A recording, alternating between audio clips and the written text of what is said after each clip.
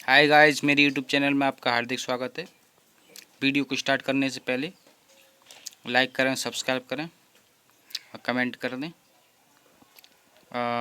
या कमेंट बाद में भी कर सकते हैं और लेकिन शेयर कर दें ज़्यादा से ज़्यादा स्टूडेंट के साथ अभी, ताकि एनसीईआरटी का line to line, word to word best explanation का फ़ायदा सभी लोग उठा सकें। तो पिछले वीडियो में हमने यहाँ तक ये देख लिया था, फिगर समझ लिया था और ये थ्योरी में यहाँ तक देख लिया था। Let us remember that HCG, HPL and relaxation are produced in women only during pregnancy. कि केवल प्रेगनेंसी के समय कौन सा हार्मोन निकलते हैं, पूछा है। मतलब कौन से ऐसे हार्मोन होते हैं जो प्रेगनेंसी के अलावा कभी नहीं निकलते, मतलब केवल प्रेगनेंसी के समय निकलते हैं। Produce in women only during pregnancy, तो वो एचसीजी होता है, एचपीएल होता है और रिलैक्सेशन होता है।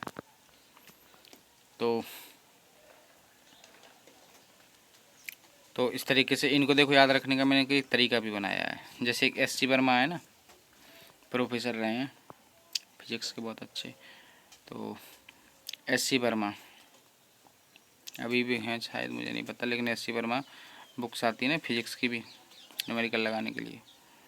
तो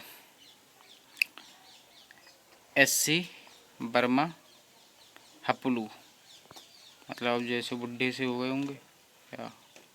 होंगे या बहरहाल जवान तो नहीं है कम से कम। तो बस याद करने के लिए मैंने ऐसे ही बना लिया है कि थोड़ा सा बोल नहीं पाती हैं, शायद दांत तो उनके थोड़े ऐसे हो गए, मैंने इमेजिन कर लिया है।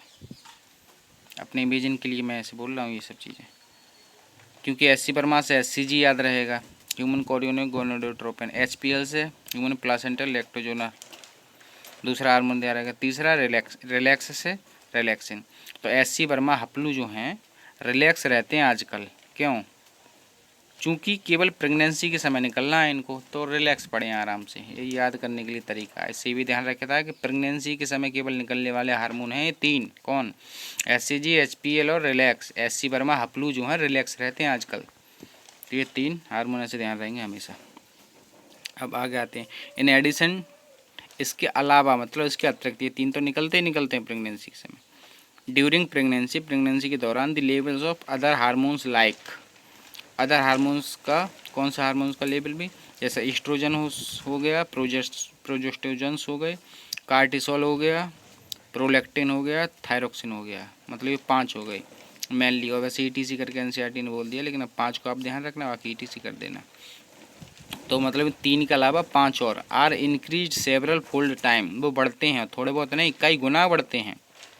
इन द मैटरनल ब्लड में, मदर के ब्लड में। Increase production of these hormones, अब इन हार्मोन्स का बढ़ना इज इसेंशियल, आवश्यक होता है। किस बात के लिए ध्यान रखना, इन 5 हार्मोन का निकलना किन चीज़ के लिए हार्मोन आवश्यक होता है? 3 चीज़ों के लिए। किस किस किस के लिए? हम नंबर 1 है for supporting the foetal growth, foetal की ग्रोथ के लिए। दूसरा metabolic changes in the mother, दूसरा जो मदर के अंदर जो मेटाबॉलिक चेंजेस होते हैं उस बात के लिए भी ये इसेंशियल होते हैं, ज़रूरी होते हैं। और तीसरा क्या है? मेंटेनेंस ऑफ प्रेगनेंसी, प्रेगनेंसी को बनाए रखने में भी ये ज़रूरी होते हैं। तो इन 3 कामों के लिए ये ज़रूरी होते हैं। अब इन 5 को याद कैसे रखना है? देखो 2 भैया तो ये एक साथ ध्यान रख लो, ईस्ट्रोजन और प्रोजेस्ट्रोजन, ठीक है। और एक अलग से ध्यान रख लो, या पहले ये 2 याद रख लो, उसके बाद 2 अलग से ये ध्यान रख लो। लाइफ, एक है लाइफ सेविंग हार्मोन, एक है टेम्पो ऑफ लाइफ। जब हार्मोन वाला चैप्टर पढ़ोगे तो ये रट जाएगा आपको कि कार्टिसोल को लाइफ सेविंग हार्मोन भी कहते हैं, और एक जो है थायरोक्सिन को कहते हैं टेम्पो ऑफ लाइफ। तो ये लाइफ वर्ड आ रहा है ना दोनों में, इसलिए मैंने ये वाले नाम यूज कर लिए, रिफ्लेक्स में भी आ गए मेरे। तो आप जैसे चाहें याद कर लो, कहने का मतलब 2 भैया को, ये एक कपल को एक साथ याद रखते हैं, ईस्ट्रोजन प्रोजेस्टेरोजन और life saving hormone and tempo of life, 4 हो गई। और PRL को पारुल से याद रख लेना, कैसे भी याद रख लेना, आपका तरीका है। प्रोलैक्टिन, तो ये 5 हो गए, दैट इज़ 5 पांडव। उन 3 के अलावा होते हैं जो गर्भ धारण के समय, मतलब प्रेगनेंसी के समय भी निकलते हैं। एंड ये पाँचों ही थोड़ा बहुत नहीं, कई गुना बढ़ते हैं। वो लिखा ही है ना वहाँ पे, देखो यहाँ पे लिखा है ना, इनकी सेवरल फुल टाइम, कई गुना।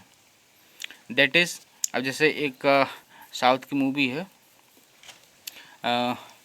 रामचरण की, तो उसमें अष्टिक बंधनम लगा करके हीरो जो है विलेन को पूरी तरीके से मार देता है लास्ट में। तो जो 7 जो तरीके लगाता है उससे तो वो उसको बिल्कुल जिंदा लाश बना देता है। और 8वां तरीका, 8वां जो होता है वो मौत होती है, वो खुद ही फिर 8वां तरीका तो खुद ही लग जाता है फिर उस पर। तो मौत के अलावा कोई ऑप्शन बचता ही नहीं, उसको खुद ही अपने को मारने को मजबूर हो जाता है। तो मैंने अपना काम की चीज़ वहाँ से निकाल दी है। वैसे ज़्यादा मूवी देखना सही नहीं रहता है, लेकिन किसी भी चीज़ को बिल्कुल ना करना भी लिमिट्स की, उसको ना करने की लिमिट से क्रॉस करना होता है। तो इसलिए मेन आपका टारगेट है वो रहना चाहिए। बाकी हफ्ते में, 15 दिन में या महीने में, जैसा आप चाहें उस हिसाब से थोड़ा इंटरटेन करते रहना चाहिए। और सबसे अच्छा चीज़ तो है पढ़ाई में इंटरटेन को ढूंढो, या फिर कहीं भी कोई चीज़ हो तो उसमें अपने से रिलेटेड चीज़ लगा लो। तो देखो मैंने ये अष्टिक बंधनम वहाँ से उस तरीका बना लिया कि अष्टिक बंधनम दैट इज़ 5+3, 3 वो हो गए जो हर हालत में निकलते हैं, और 5 ये हो गए। तो 5+3 कितना हो गया, 8। अष्टिक बंधनम लगाकर जच्चा बच्चा एंड प्रेगनेंसी की केयर की जाती है। तो जच्चा बच्चा एंड प्रेगनेंसी की केयर की जाती है। देखो दीज बोला था ना, तो दीज का मतलब यहाँ 5 नहीं, 8 को ले लिया गया है, या फिर आप 5 को भी ले सकते हैं। लेकिन यहाँ जब यहाँ एडिशन करके बोला गया प्रेगनेंसी के समय, ये तो ये भी निकलना है, तो ये दरअसल ये 8 की बात की गई है। ये जो बोला नहीं गया यहाँ पे कि increase production of these hormones is essential for supporting the foetal growth, metabolic change in the mother, maintenance of the pregnancy. ये सब चीज़ जो बोली नहीं गई है, ये सब 8 के लिए बोली गई है। तो ये अष्टिक बंधनम लगाकर जच्चा बच्चा, मैंने ये तीनों चीज़ें याद करने के लिए बनाई है।